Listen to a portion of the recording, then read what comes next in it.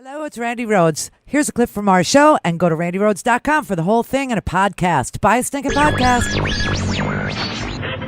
Mary had a little man. The fall. We believe that all men are created equal. To the magnificent mosaic that is America. From radio beacon to radio beacon. I have a dream today. Change has come to America. Believe me. Knock, knock. Who's there? It's a figment of your imagination. Randi Rhodes Show. Turn up your Given the favorable data, enhanced testing, and approval of our healthcare professionals, we will allow gyms, fitness centers, bowling alleys, body art studios, barbers, cosmetologists, hair designers, nail care artists, estheticians, their respective schools, and massage therapists to reopen their doors this Friday, April the 24th. What? Unlike other businesses, these entities have been unable to manage inventory, deal with payroll, and take care of administrative items while we shelter in place. This measure allows them to undertake baseline operations that most other businesses in the state have maintained since I issued the shelter-in-place order.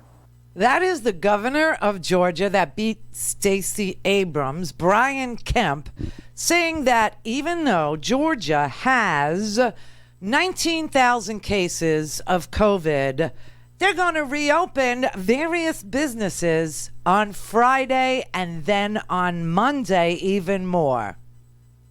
Hi, everybody. Hi. So what is today? Is today Tuesday, Brett? Yeah, it's Tuesday. It's Tuesday, everybody. And I finished the internet. And here's what I learned. I like animals, especially dogs. Florida, Georgia.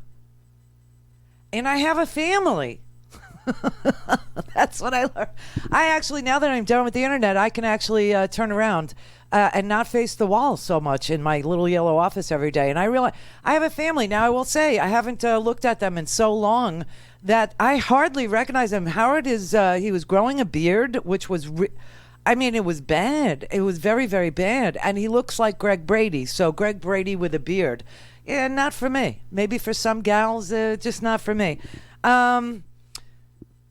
I cut my bangs today with chicken scissors. Seriously, dude. That's what I had to do. I cut my bang. Angie, if you're watching, chicken scissors. That's what I have. You know, kitchen scissors that you cut the chicken. And you're going to need those because they're not going to be able to butcher the chicken quite like you like it.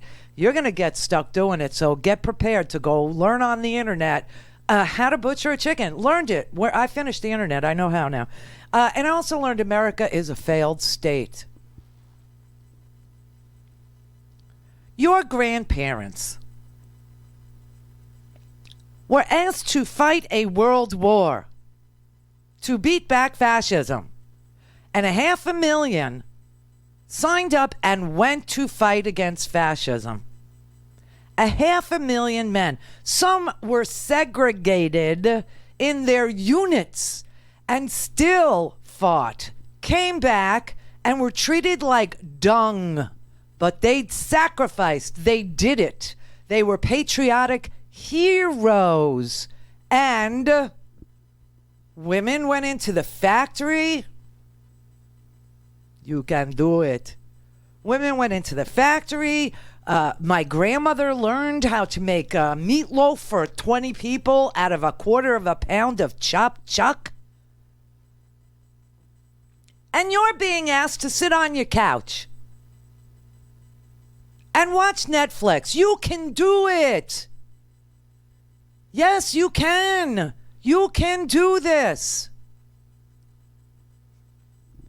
No state has met the 14-day drop in COVID cases in order to meet the president's first phase guidelines, which is still a lockdown. The first phase is still a lockdown to get to 14 days of decreased COVID cases. Let me just show you. Yesterday, when we started the show, there were 761,000 some odd cases of COVID. Today, as we begin, there are 810,561 cases. 810,000. Yesterday, 761. 50,000 more cases today than there were yesterday. No state has met the criteria to open. You're going to have to change the name of Georgia to New Guinea Pig. You are the new guinea pigs, Georgia. The only way for you to avoid being part of a dangerous and deadly experiment in pandemic management is if you run away. And we don't want you here in Florida because it's almost as bad. Tattoo parlors are going to open and how do you do social distancing? Were they going to hit you with a 10-foot pole? And what tattoo could you possibly want right now? May I suggest reopen early, die young? Or how about DNR? Across your chest or forehead does it for me. I am telling you right freaking now. You sign a waiver refusing any medical care, any PPP payments, any unemployment benefits, and or emergency relief payments.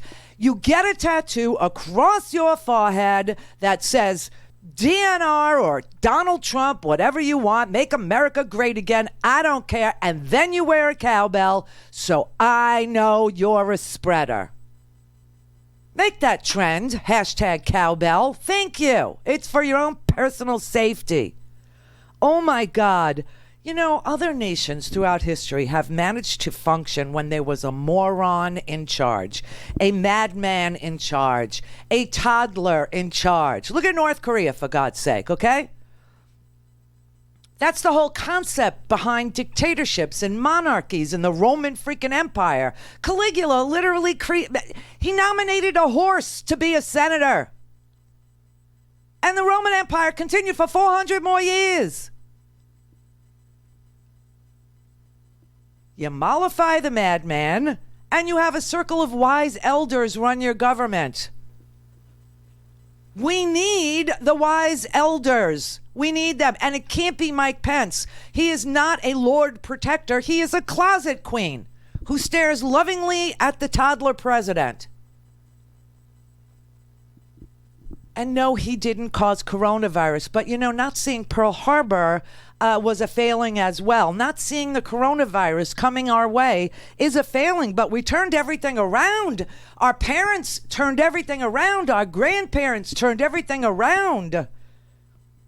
And this is like we have a new Pearl Harbor every single morning and nobody does anything about it. If Trump was president during World War II, he would have yelled at the states that they didn't have an air force of their own. He would have yelled at the states. He would have said that each state needs a plan to stop the attack.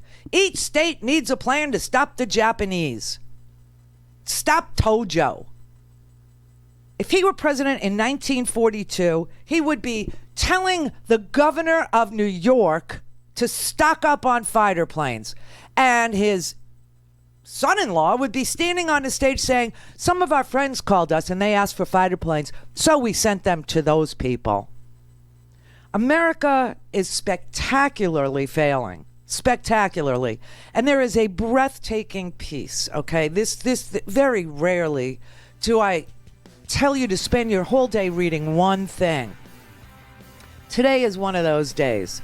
George Packer, a staff writer at The Atlantic, it's an amazing magazine, The Atlantic, wrote a 9-page article about how America is now a failed state.